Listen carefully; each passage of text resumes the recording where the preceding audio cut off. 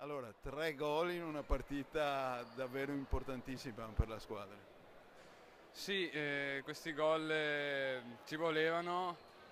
Avevo tanta rabbia dopo la sconfitta col Pescara, anche perché dopo ho visto il livello delle altre squadre nella manifestazione, erano tutte alla nostra portata.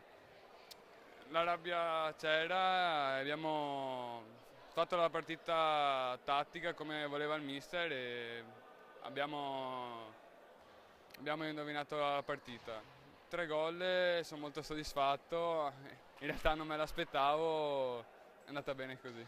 Sì, una partita che si era messa anche un po' molto fisica, anche per così certi fischi non chiamati, per cui si rischiava un po' di metterla in rissa. Sì, dopo il primo tempo abbiamo fatto 5 falli anche il secondo. Siamo stati un po' ingenui, un po' troppo aggressivi e l'arbitro non è stato un po' dalla nostra e ci ha un po' penalizzati, quindi abbiamo messo la partita più sulla corsa che sul fisico. Adesso c'è un derby che è già un derby e in più che potrebbe essere veramente anche questo definitivo sulla questione playoff.